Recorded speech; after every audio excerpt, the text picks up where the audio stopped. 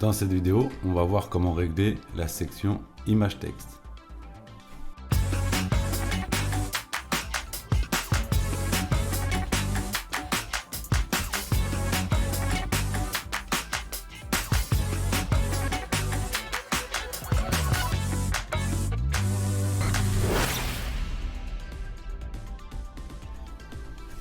Alors la section image texte, comment la régler? On va aller dans le tableau de bord Shopify, boutique en ligne, thème.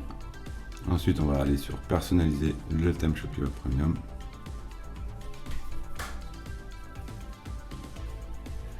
Et on va aller chercher la section image texte qui existe déjà ici.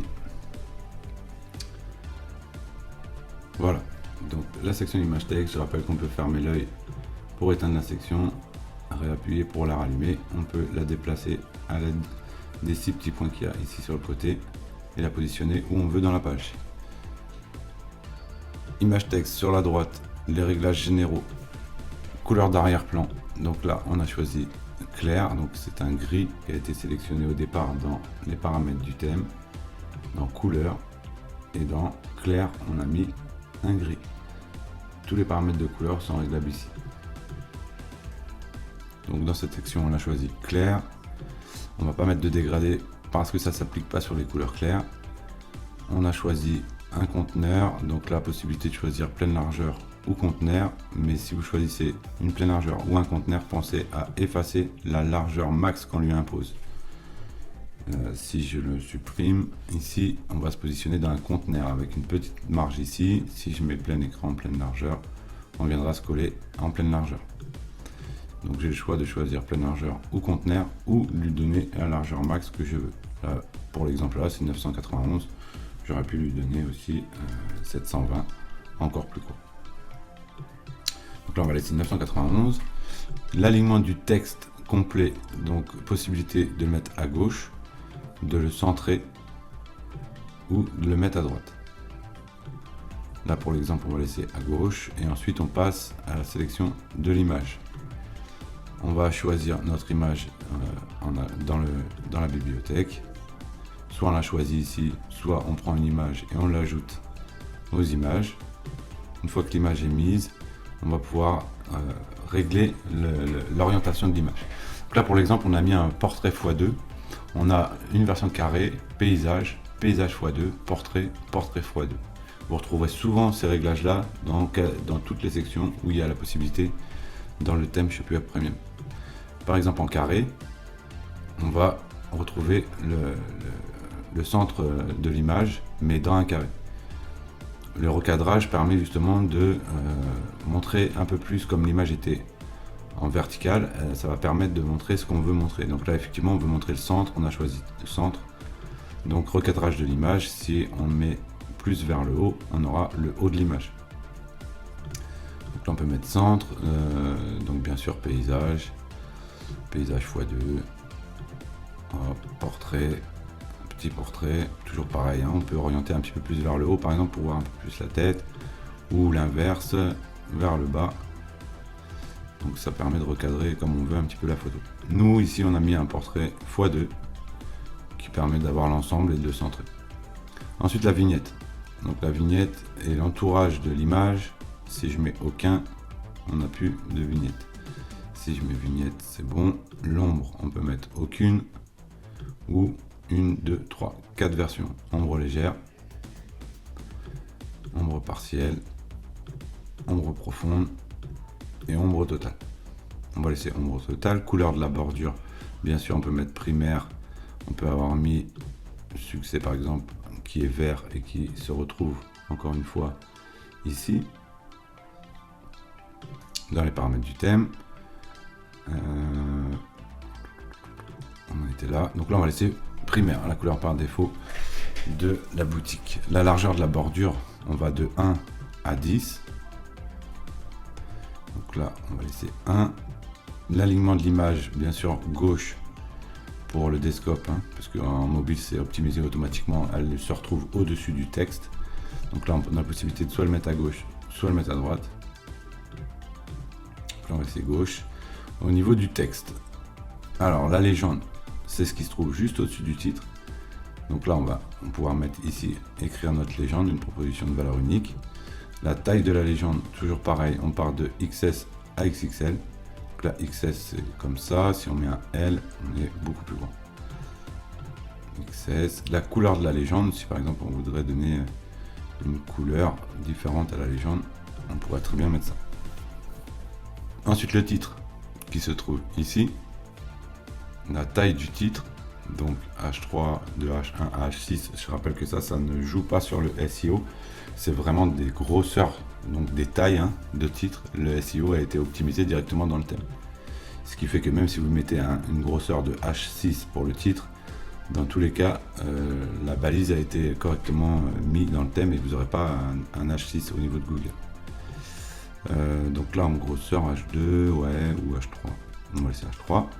Ensuite la description qui va en dessous et la taille de la description. Toujours pareil de XS à XXL. Et ensuite on a la possibilité d'avoir un contenu caché. Donc le contenu caché c'est quoi? C'est si par exemple je double ici, admettons que je prends tout ça et que j'ai le double d'écriture, vraiment beaucoup de choses à écrire. Donc là je vais coller, voilà, et que je veux pas que ça dépasse mon image parce que visuellement c'est pas très beau. Et bien tout simplement je vais aller dans contenu caché, juste en dessous, je vais activer le contenu caché, ce qui va me permettre de cacher le contenu.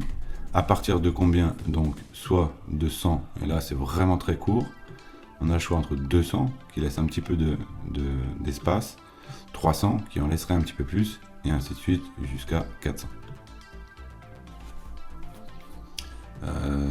Donc on va laisser 200, et donc ça permet vraiment d'avoir un petit bouton ici. La couleur du fondu, elle est importante, je vais vous expliquer pourquoi.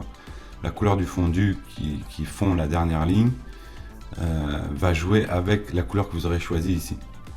Ça veut dire que si je choisis par exemple une couleur sombre ici, la couleur du fondu, si je ne la change pas, elle resterait comme ça.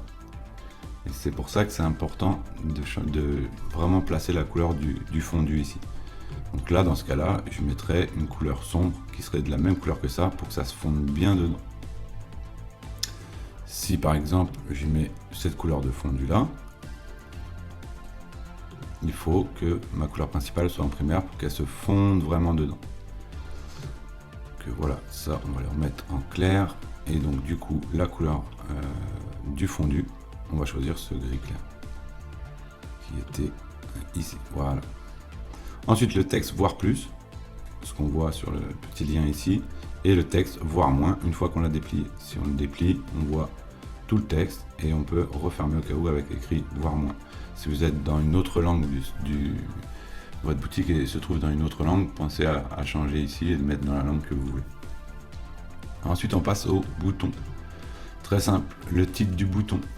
Si on ne veut pas de bouton, vous ne demandez pas où c'est qu'il faut décocher. En fait, si vous voulez pas de bouton, c'est écrit en dessous. Laissez vide pour désactiver. Ça veut dire que si j'enlève ça, là il reste ça, mais vous inquiétez pas, ça part à partir du moment où j'enregistre. Et là dans ce cas-là, le bouton disparaît. Ok. Donc là je veux un bouton, je vais chercher le lien à laquelle je veux que ce bouton redirige, et ensuite je vais passer à la couleur du bouton. Donc la couleur du bouton, comme d'habitude, on a soit un groupe normal, soit un groupe avec des contours. Groupe normal, on a à partir d'un lien jusqu'à voilà toutes les autres couleurs claires, sombres, primaires, secondaires.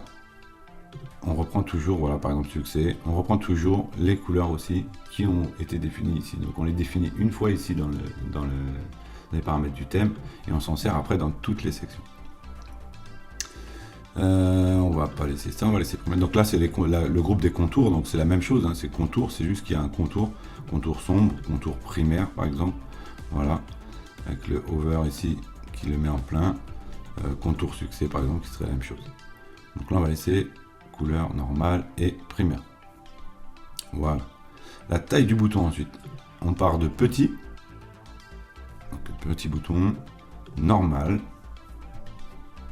et large, qui est un plus gros bouton.